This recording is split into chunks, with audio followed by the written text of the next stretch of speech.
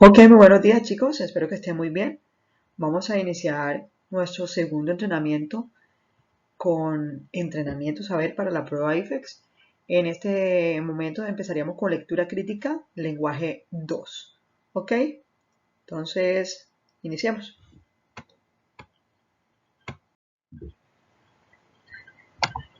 En la primera parte, para ese ejercicio del día de hoy, aparece una lectura corta que tiene que ver con la mitología. Vamos a hacer la lectura de manera rápida para iniciar con nuestras preguntas. En la parte superior del Cerro del Olimpo se realizaban los festines de los dioses griegos. El manjar era la ambrosia, un fruto amargo de una planta de hojas amarillas, pero que, para el caso, era divino. Hebe, la diosa de la juventud, servía néctar en copas de oro puro y las musas, acompañadas por Apolo a la lira, entonaban cánticos. Para proteger la privacidad de tales festines, las puertas eran cuidadas por las horas. En ese lugar jamás llovía y la temperatura era ideal. Muy bien, para la primera pregunta tenemos lo siguiente. ¿Cuál es la modalidad discursiva a la que pertenece el texto anterior? ¿Qué tipo de modalidad estamos utilizando? ¿Explicativa, narrativa, descriptiva o argumentativa? Recordemos que hay diferentes tipos de modalidades discursivas, ¿cierto? ¿Será que aquí nos están explicando, nos están narrando, nos están describiendo o argumentando? ¿Ok? Creo que esta es bastante fácil, creo que ustedes la tienen clara. Es una historia que estamos narrando, por lo tanto, la respuesta sería la B. Muy bien, es una narración. Sigamos con nuestra segunda pregunta. ¿Cuál de los siguientes títulos sería el más adecuado para el texto anterior?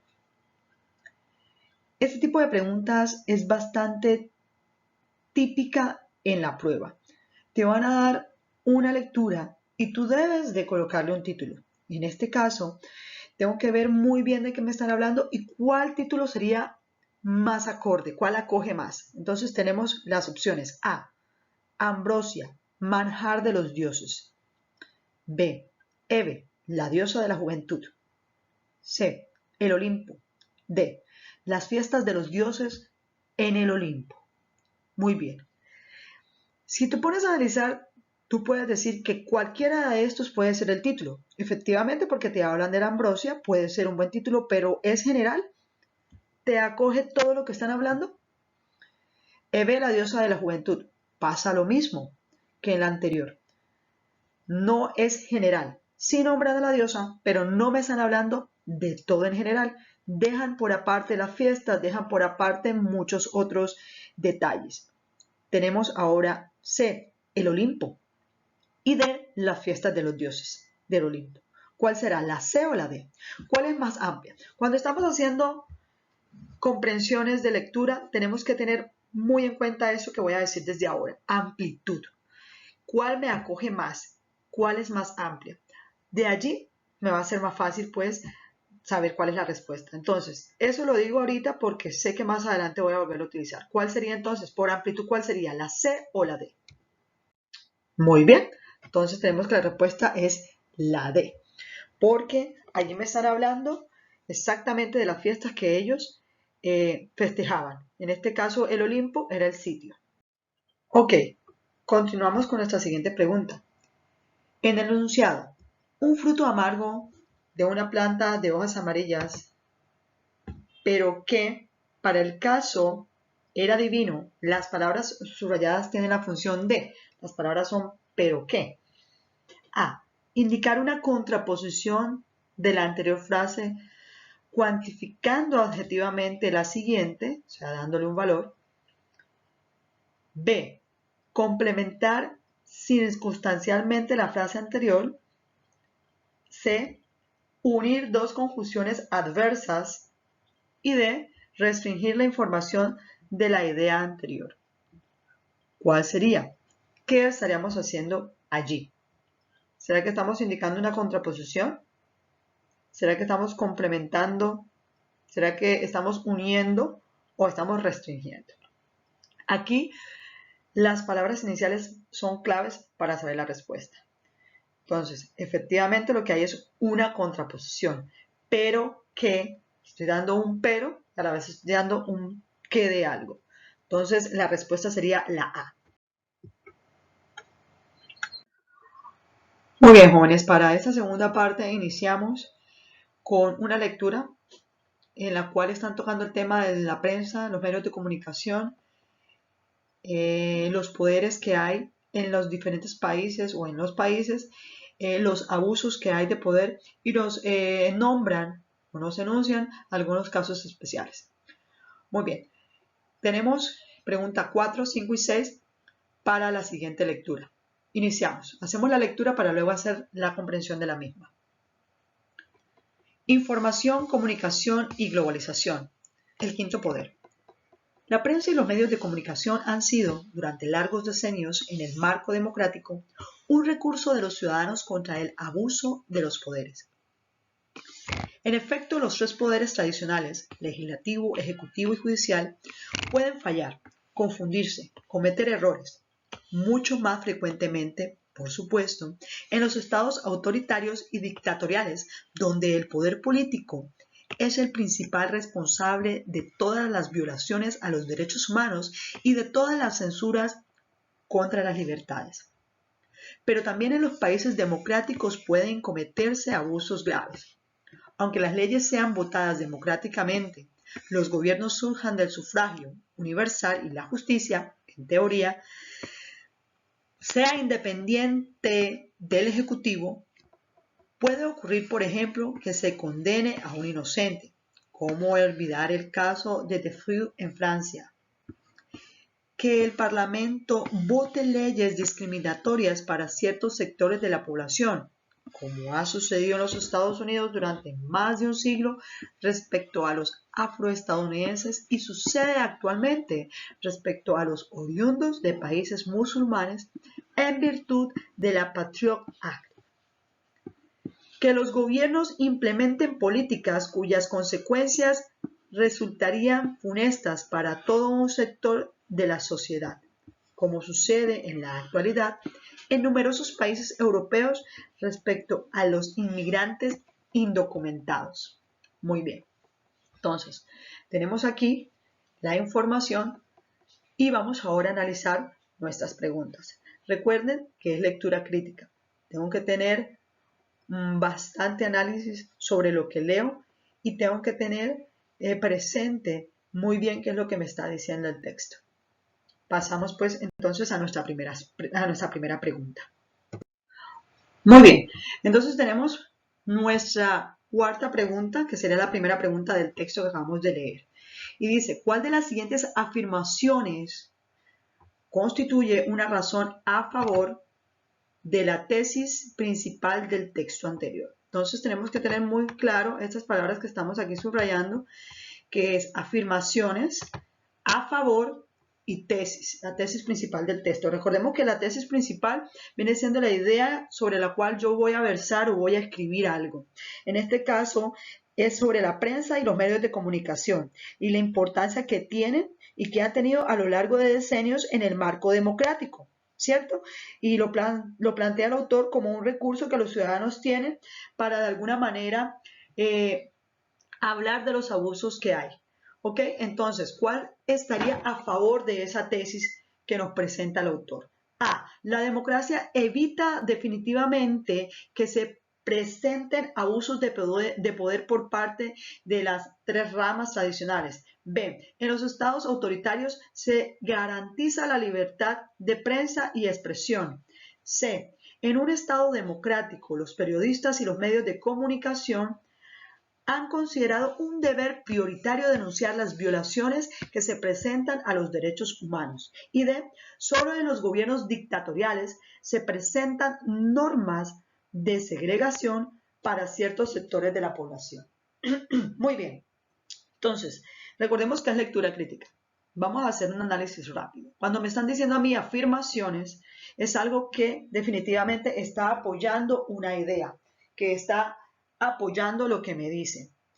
Entonces, tenemos que en la primera me hablan de la democracia y me dicen que ella por sí sola evita abusos. Recordemos que el texto me está diciendo que en muchos países democráticos también hay abusos de poder. Miremos el caso de los Estados Unidos cuando nos hablan de la Patriot Act, ¿ok?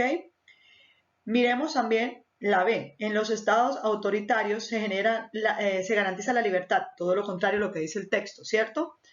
La C. En un estado democrático, los periodistas y los medios de comunicación han considerado un deber prioritario denunciar las violaciones que se presentan a los derechos humanos. Ok. ¿Qué opinan ustedes de esa?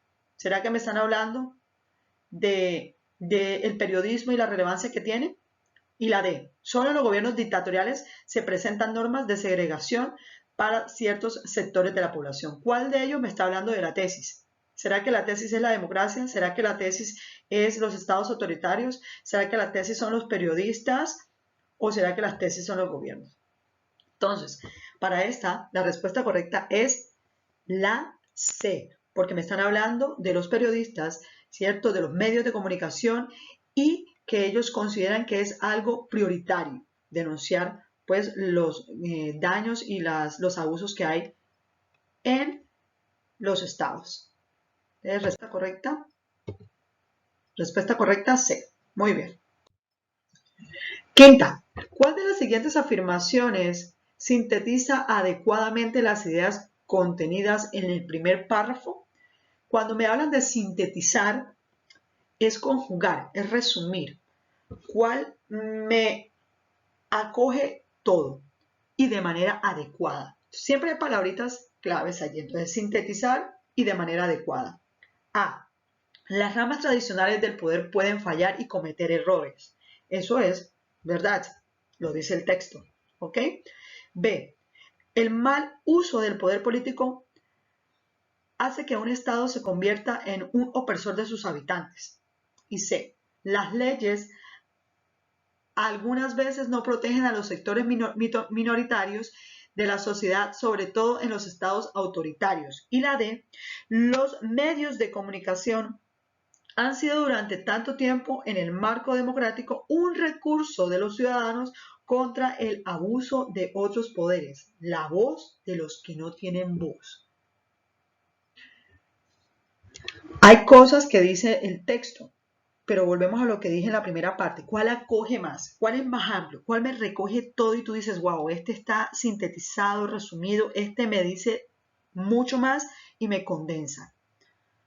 ¿Ok? Espero que estés pensando en la D, porque efectivamente esa es la respuesta. Vamos para la pregunta 6. El autor trae a alusión el caso de Dreyfus en Francia y el Patriot Act con el propósito de. ¿Para qué el autor trae acotación? ¿Para qué alude a estos dos casos en otros países? ¿Cuál es la intención? A. Reafirmar que en los estados democráticos se pueden cometer abusos graves. A través de eso me está ejemplificando eso. B. Convencer al lector de las injusticias que se cometen por las tres ramas del poder. C. Enfatizar en la importancia de los medios de comunicación para denunciar esta clase de hechos. Y D. Demostrar la importancia de leyes discriminatorias en los estados autoritarios. ¿Para qué él hace esta anotación? ¿Para qué hace esta alusión? ¿Cuál es el fin de pronto de hacer esas anotaciones? El fin es reafirmar. A través de eso, él está reafirmando lo que dice anteriormente. Está reafirmando que en los estados democráticos se pueden cometer abusos. ¿Por qué? Recordemos que Francia es un estado democrático y el Patriot Act es dado también en Estados Unidos, que es un país democrático. Entonces, lo que estoy haciendo es reafirmar, ¿cierto?, lo que están diciendo. Entonces, la respuesta correcta, efectivamente, es la A. Muy bien. Muy bien, continuamos con nuestra tercera actividad. Es una lectura, pero ya no en prosa, sino en verso. Este es un poema que lleva por título Adiós y con este vamos a hacer las preguntas 7, 8 y 9. Vamos a hacer entonces la lectura del poema para poder iniciar con la comprensión del mismo y el análisis de este. Adiós. Las cosas que mueren jamás resucitan, las cosas que mueren no tornan jamás. Se quiebran los vasos y el vidrio que queda es polvo por siempre será. Cuando los capullos caen de la rama 2 veces seguidas no florecerán. Las flores tronchadas por el viento impío se agotan por siempre jamás. Los días que fueron, los días perdidos, los días inertes ya no volverán. Qué tristes las horas que se desgranaron bajo el aletazo de la soledad.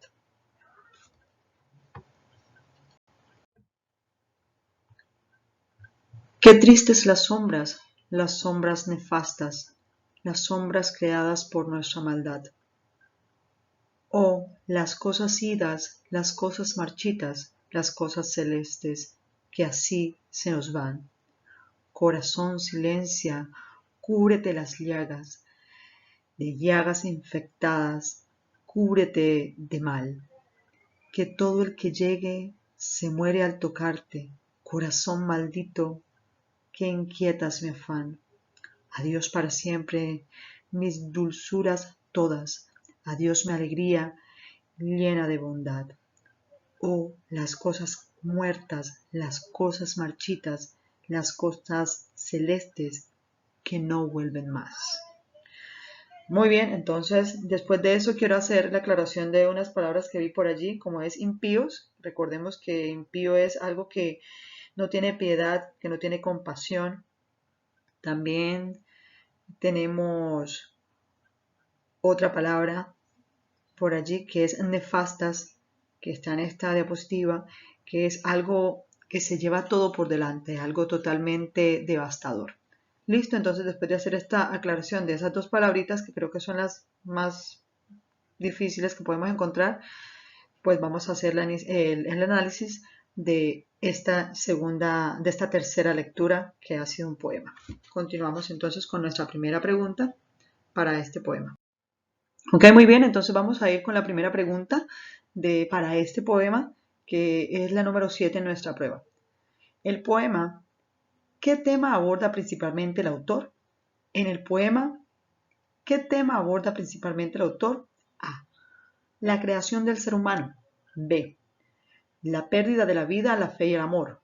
C. Los días que fueron y los días perdidos. D. La energía de quien viaja a un lugar lejano. Ok, recordemos que debemos tener muy presente la temática que se está desarrollando a través del sentimiento que el autor puede también transmitirnos mediante todas esas palabras. Y recordemos que los poemas son eso, son muy subjetivos y tratan de sentimientos que alguien está expresando. Entonces, en este caso, ¿será que nos están hablando de la creación del ser humano? ¿Será que nos están hablando de la pérdida de la vida? ¿De qué nos están hablando? Entonces, recordemos que también tenemos que descartar, en este caso queda descartada totalmente la A, porque no nos están hablando pues de la creación del ser humano. Y la D también quedaría descartada porque no me hablan de la energía de quien viaja. Entonces nos queda la B y la C.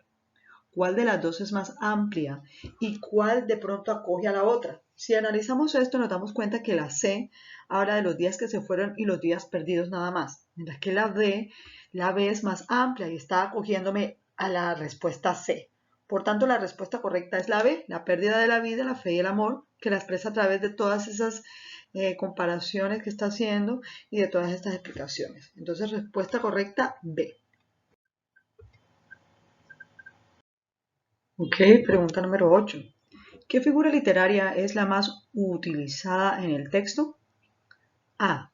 La hipérbole, ya que el autor exagera sus sentimientos. ¿Será que sí está exagerando sus sentimientos? Hipérbole. Recordemos cada una de ellas. Ahora vamos a hacer un pequeño repaso. El símil, ya que en las estrofas hay al menos una comparación. C. La anáfora, ya que hay repetición de palabras y expresiones al inicio de los versos. Y D. Una antítesis, ya que al inicio de cada estrofa el autor emplea dos frases de significado opuesto. Vamos a hacer un repaso rapidito por estas figuras literarias.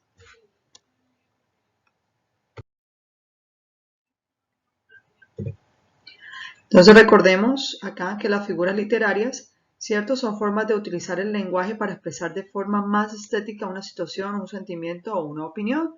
También se les llama recursos literarios. ¿Ok? Muy bien. Tenemos entonces la hipérbole, que creo que es la que ustedes más distinguen, que son exageraciones que se hacen de manera intencional, ¿cierto? De la realidad. Porque te miro y muero. Mario Benedetti. ¿Tenemos acá otras? Acá tenemos otras. Las hipérboles también pueden ser de manera a dibujos, no solamente a través de palabras. También las imágenes son hipérboles, muestran hipérboles. Miremos entonces el ejemplo del hombre que está caminando con su sombrilla y pues afuera no está lloviendo y en la parte de adentro sí llueve, una hipérbole. Lo mismo la otra imagen donde vemos una cerveza gigantesca, ¿ok? La cerveza mejor dicho, es más grande que las personas y que la media playa. Y tenemos uno también que es escrito. Dice, llego en un segundo, ¿cierto? Es imposible. Sin embargo, tú entiendes la idea. Te he llamado cientos de veces y te han llamado de pronto dos. Te doy 1.000.000 de gracias por tu ayuda. Y cosas así son hipérboles que utilizamos para de pronto darle más fuerza a la idea que estamos expresando. Sigamos con las otras. Ok, seguimos con la símil, que es una comparación que se realiza, pero al momento de hacer la comparación utilizamos palabras como cual o como, o tal cual, similar a. Entonces no es una comparación directa, sino una similitud. De ahí viene la palabra símil. Entonces se comparan términos, cosas, objetos. Estamos viendo aquí una símil a través de imágenes. También puede hacer una similitud a través de una imagen. Miramos a los hipopótamos y miramos que el último no es un hipopótamo, sino que es un carro, ¿cierto? Un automóvil. Entonces miremos una de manera escrita. Y todo en la memoria se rompía cual una pompa de jabón al viento. ¿Cuál? Esa palabra clave allí hace que sea una símil. ¿Ok? Siempre va a haber una palabra que me denote pues similitud. Muy bien, entonces ahora vamos con la metáfora. Aquí nos damos cuenta que la metáfora es una comparación pero directa, ¿ok? No estoy utilizando palabras como, al igual, similar, sino que es algo que yo digo porque es igual o se me hace igual a las cosas que voy a comparar. Llueve en mis ojos cuando te echo de menos, entonces estoy comparando la lluvia con las lágrimas que salen de mis ojos. Las perlas de tu boca se aprecian mejor cuando sonríes. Estoy diciendo que los dientes son unas perlas. ¿Listo? Entonces estoy diciendo las cosas de manera directa.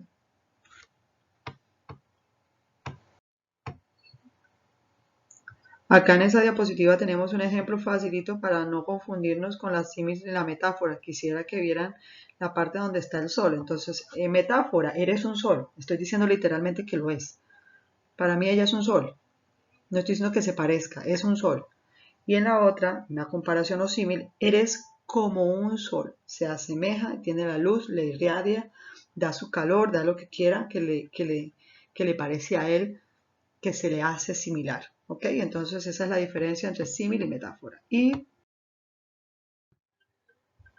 tenemos por último las anáforas. Y las anáforas es la figura literaria que yo utilizo cuando repito la misma palabra en los versos. Suelo repetirlo en varios versos, ¿cierto? Entonces miremos un ejemplo. Todas visten un vestido, todas calzan un calzar, todas comen a una mesa, todas comían un pan.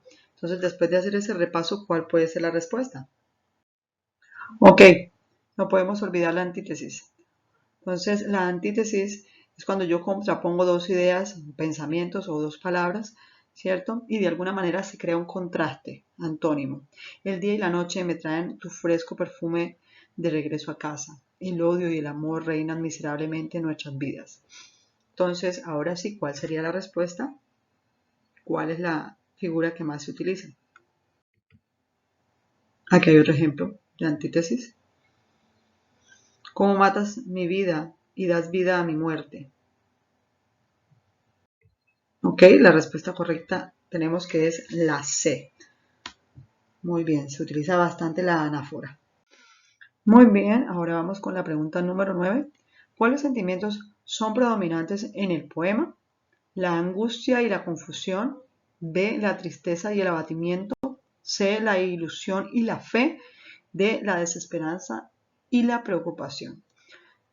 Recordemos que tenemos que ir descartando. La primera que se descartaría en este caso sería la C. En ningún momento nos muestra ilusión y nos muestra fe. Todo lo contrario. ¿Cierto? Nos queda la angustia y la confusión. ¿En algún momento se muestra angustiado? Sí. ¿Pero confundido se muestra en algún momento? Creo que no está confundido, siempre está seguro de lo que está diciendo. Simplemente está triste, ¿no? Y lo refuerza en cada una de las cosas que dice.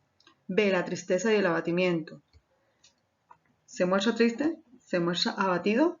Sí, puede ser una muy buena opción. Miremos entonces la D, la desesperanza y la preocupación. Si hay desesperanza, pero muestra preocupación, ¿cuál sería entonces la respuesta correcta? Muy bien, entonces tenemos que la respuesta correcta es la B. Bueno, muy bien, entonces continuamos con la cuarta actividad para el día de hoy y ahora encontramos otro tipo de texto, es un anuncio, ¿ok? Vamos entonces a leer su información para responder preguntas 10 y 11. No a la automedicación. Automedicarse es una acción común y es realizada principalmente por las personas poco informadas o de pocos recursos, quienes no cuentan con la información suficiente para realizarse un tratamiento adecuado.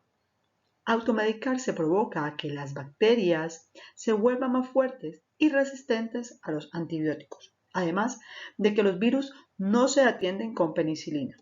Es recomendable acercarse a su centro de salud o acudir a las campañas de salud. Secretaría de Salud del Estado. Muy bien, vamos a ver entonces cuáles son las preguntas para la información que hemos leído. 10. ¿Cuál es la principal finalidad del aviso publicitario? Pues miremos, si es un aviso publicitario, ¿qué hace? A. Solamente hacerle publicidad a la Secretaría de Salud del Estado. Puede ser una opción. B. Aumentar la utilización de la medicina alternativa. ¿Será que es? Vamos a descartarla. C. Prevenir a las personas acerca de los peligros de la automedicación.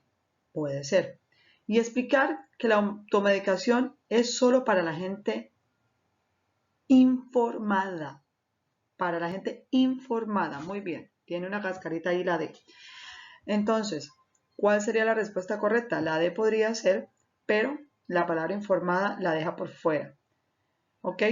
Entonces, ¿cuál sería la respuesta? La respuesta correcta sería la C, porque no solamente está haciendo una publicidad a la Secretaría de Salud, no.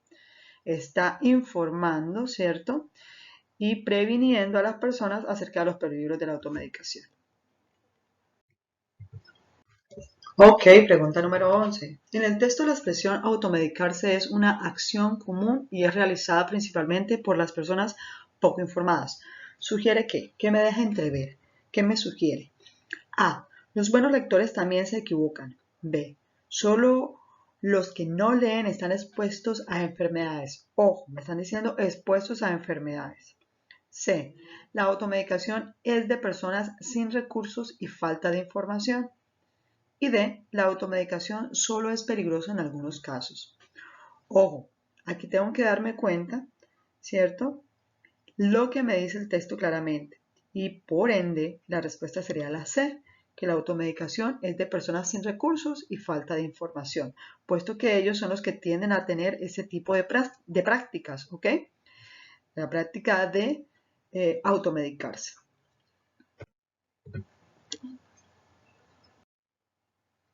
Muy bien, entonces vamos a iniciar ahora con la próxima lectura.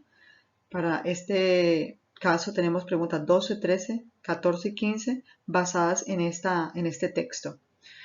Ya dice, la ciudad puede ser perfectamente un tema literario, escogido por el interés o la necesidad de un autor determinado. Ahora pululan escritores que se autodenominan o son señalados por alguna crítica como escritores urbanos.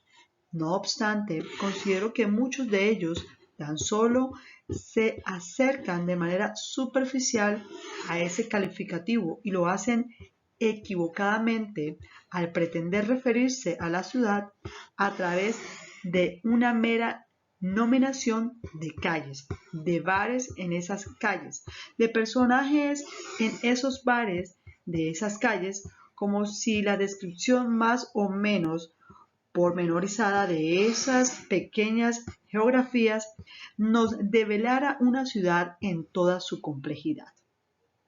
La ciudad es en sí misma un tema literario. Además, es el escenario donde transcurren y han transcurrido miles y miles de historias de hombres y mujeres. La ciudad es la materia prima de los sueños y las pesadillas del hombre moderno, el paisaje en el cual se ha formado sentimental e intelectualmente muchas generaciones de narradores en todo el mundo. Esa condición de escenario ambulante y permanente hace que la ciudad sea casi un imperativo temático o, mejor, el espacio natural de la imaginación narrativa contemporánea. Por supuesto que existen otros temas y otros imaginarios distintos a los urbanos, pero quiero señalar de forma especial la impresionante presencia de lo citadino en la literatura y en este caso primordialmente en la cuentística universal del presente siglo. Frente a la pregunta de qué es lo urbano en literatura, había que contestar que urbano no es necesariamente lo que sucede o acontece dentro de la urbe. Una narración puede ubicarse legítimamente en la ciudad, pero está refiriéndose a una forma de pensar, actuar y expresarse, rural o ajena al universo comprendido por lo urbano. Esto último, lo urbano, posee sus maneras específicas de manifestarse, sus lenguajes, sus problemáticas singulares. En definitiva, un universo particular. En consecuencia, se podría afirmar que la narrativa urbana es aquella que trata sobre los temas y los comportamientos que ha generado el desarrollo de lo urbano y siempre a través de unos lenguajes peculiares. Esta definición no pretende ser exhaustiva ni excluyente, pero es útil para delimitar este universo esquivo y manoseado por lo urbano. Muy bien, entonces vamos ahora a hacer nuestro análisis a partir de esta lectura que nos habla pues de la ciudad como un eje literario. ¿Listo? Muy bien, vamos ahora para la pregunta 12. La palabra pululan del primer párrafo puede reemplazarse sin que la frase pierda su significado por A. Escasean en las zonas urbanas. B. Se encuentran en todas partes. C. Abundan en la ciudad. Y D. Manifiestan su arte.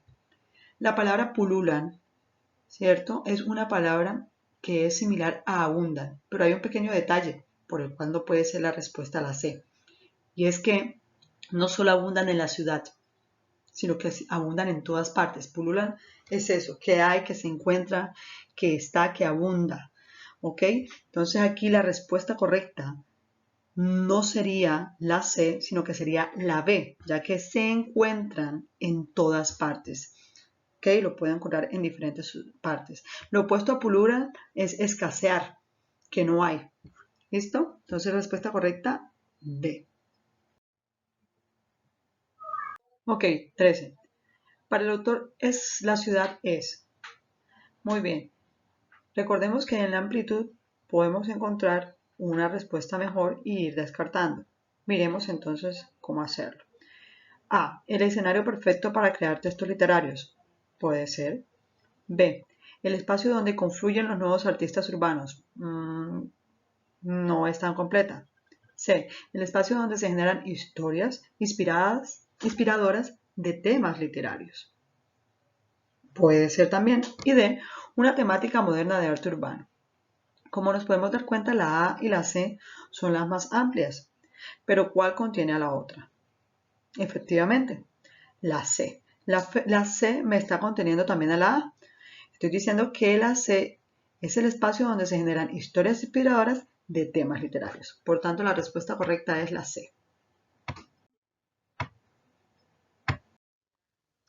14. La función del conector no obstante del primer párrafo es. Recordemos que los conectores tienen diferentes funciones dentro de un texto. Nos sirven para negar, para introducir, para agregar, para contrastar información. Para eso utilizamos los conectores dependiendo de la intención que tengamos al utilizarlo. Miremos entonces cuál es la intención del conector no obstante, que también puede ser reemplazado por sin embargo o pero. A. Contrastar la información anterior sin llegar a invalidarla. O sea que estamos haciendo un contraste de la información sin que ésta pierda valor. B. Negar información suministrada previamente. Estamos totalmente negando lo que se dijo previamente. Agregar nuevos detalles acerca de lo dicho anteriormente. Estamos agregando información. O introducir un nuevo tema de reflexión. ¿Qué está haciendo la palabra no obstante en este contexto? Efectivamente está contrastando información y no está invalidando algo que se ha dicho previamente. Por lo tanto, la respuesta correcta es la A.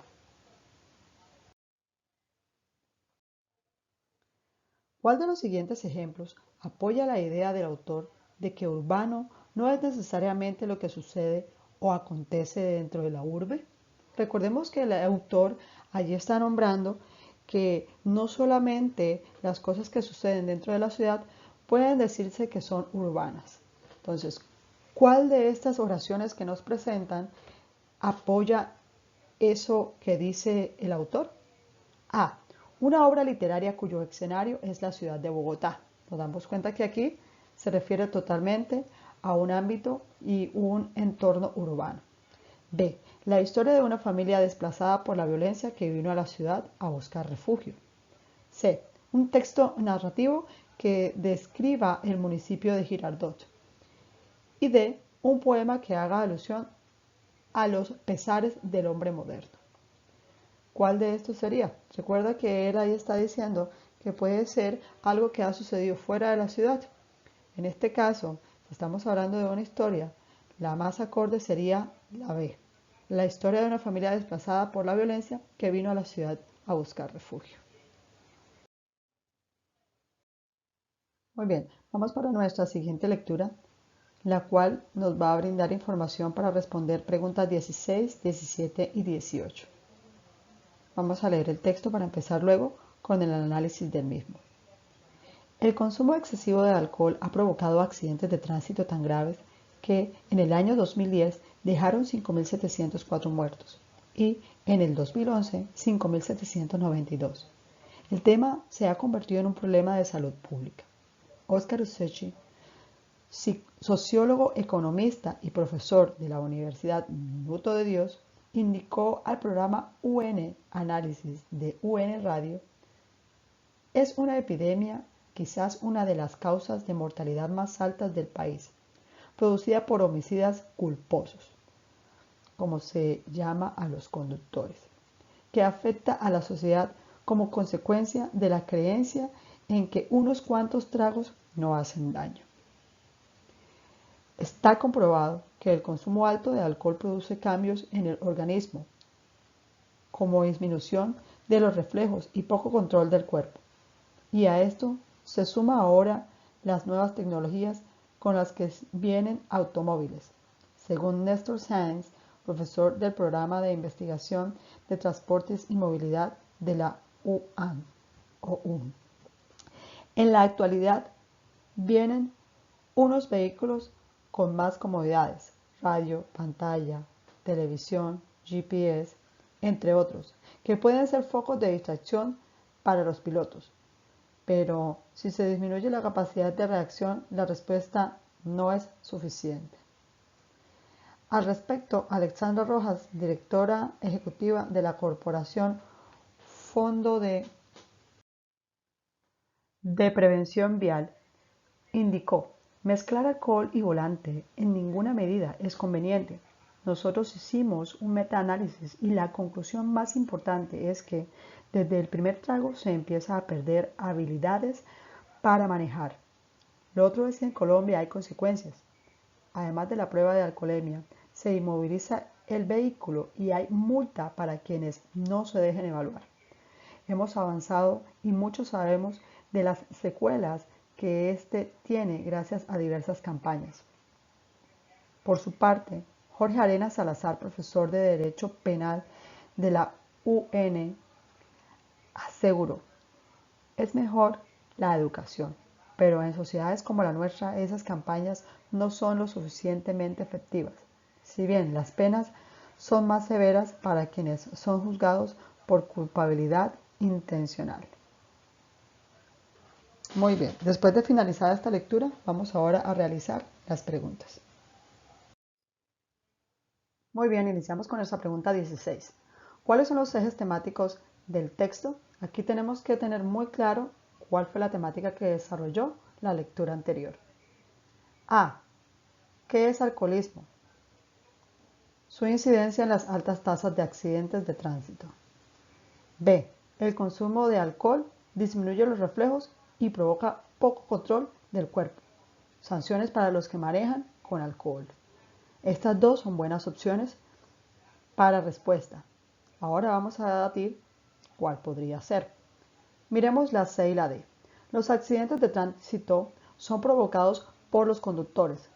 Las personas con el paso del tiempo pierden el control sobre sus acciones. Puede ser real, pero está dejando por fuera el consumo de alcohol. D. El Instituto Médico Legal confirma los efectos del alcohol.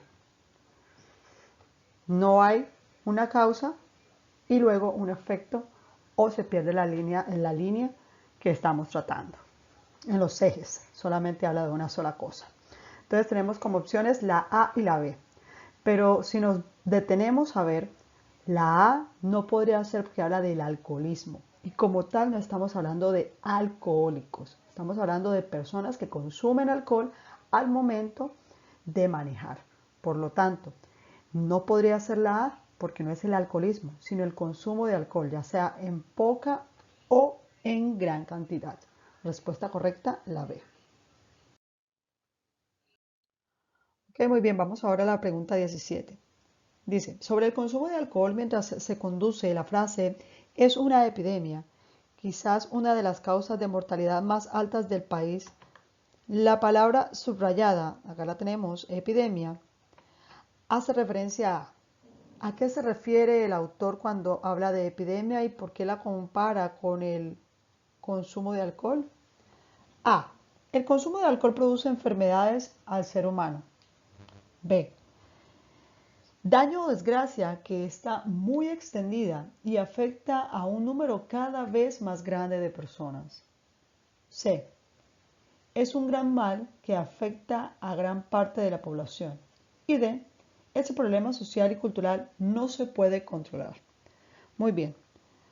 Creo que la palabra epidemia está bien clara en este contexto y en nuestra época actual con el problema que estamos viviendo actualmente con el COVID-19.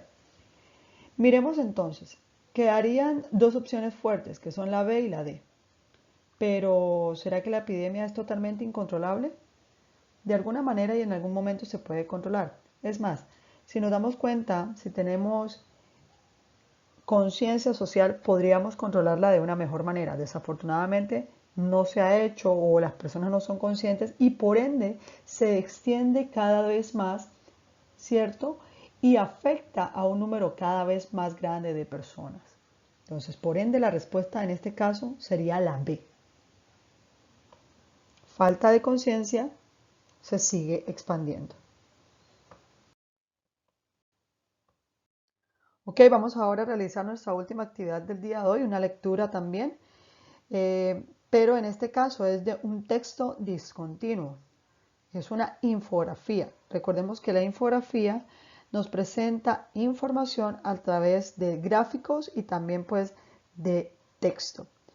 La infografía tiene la característica de que puedo leerla desde cualquier lugar, puedo pasar del principio al final, del final a la mitad, ¿cierto? Y no pierde sentido, ya que cada una de las ideas que expreso son concretas y no necesita continuidad. Por ende, y por esta razón se le llama texto discontinuo.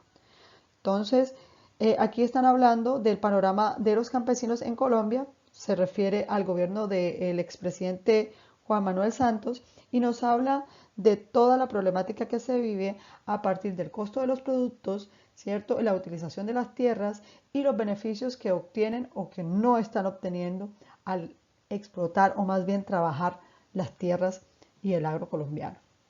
Muy bien, vamos entonces con nuestra primera pregunta. Ok, muy bien, vamos ahora con nuestra pregunta 18. La primera para esta infografía, 18 para la prueba. A partir de la información presentada se puede afirmar que el autor de la infografía desearía. ¿Qué desea él? A. Realizar una protesta en contra del gobierno opresor que tienen los campesinos. B. Cautivar a las personas para apoyar a la clase menos favorecida. C. Una reforma agrícola en donde el campesino sea el más favorecido. Y D. Una mesa de diálogo por la paz para mejorar las relaciones entre el Estado y los campesinos. Bueno, creo que la primera que descartaríamos sería la de la protesta, porque en ninguna parte pues nos habla de una protesta ante el gobierno. Y la otra sería la D, puesto que no habla de diálogos de paz. Nos quedamos entonces con la B y con la C. ¿Será que cautiva a las personas para apoyar a la clase menos favorecida? Quizás lo hace de cierta manera, pero recordemos que tenemos que irnos por la que me acoja y sea más amplia en cuanto a información. Teniendo en cuenta esta manera de responder, notamos que la C acoge a la B y la más amplia aquí sería la C, por supuesto que busca una reforma agrícola y busca favorecer a los campesinos. Entonces la C contiene a la B. Respuesta correcta, C. Muy bien, vamos para la 19. Y dice, teniendo en cuenta la información presentada en el primer cuadro a la derecha, se podría inferir que la situación de la tierra en Colombia es. Cuando nos hablan de inferir, parto de que estoy entendiendo lo que me dice el texto y también tomo del conocimiento previo que tengo para poder llegar a una conclusión. Recordemos que la parte inferencial es lo opuesto a lo literal. La parte literal está en el texto tal cual, mientras que lo inferencial es algo que deduzco a partir de la información dada y mis conocimientos previos. Veamos. A. Deplorable, ya que solo una parte está siendo explotada. B. Aceptable, ya que el porcentaje utilizado para la agricultura preserva los recursos naturales. C. Insolvente, porque no se utiliza lo necesario para exportar más. Y D. Estable, porque está acorde a la población y sus necesidades. Muy bien, allí nos damos cuenta, a partir de la información, que definitivamente es bastante pobre, ya que toda no está siendo explotada y pues podría hacerse todavía más. Nos están mostrando un porcentaje de tierras y lo poco que está siendo aprovechada. Entonces la respuesta correcta es la A. Ok, la respuesta correcta, como ya lo habíamos dicho, es muy bien. Vamos por nuestra pregunta 20, ya para finalizar con esta infografía y con el entrenamiento del día de hoy en lectura crítica. De la información del cuadro superior izquierdo, donde se presentan los costos de producción, se puede establecer A. La venta de los productos está a un precio justo. B. Que los precios de inversión y venta del producto están desfasados. C. Que los ingresos son equitativos y suficientes. Y D. Que el gobierno maneja los precios acorde a la inflación. Muy bien, si analizamos el recuadro nos vamos a dar cuenta fácilmente que la respuesta es la B, ya que los precios de inversión y de venta del producto están desfasados. Hay una inversión, pero la cantidad o el precio al cual se vende no es justo para toda la inversión del dinero y trabajo para lo que estamos obteniendo o están obteniendo los productores. Muy bien, respuesta correcta, la B. Muy bien, muchísimas gracias. Con esto terminamos nuestro entrenamiento del día de hoy de lectura crítica para la segunda sesión. Muchas gracias.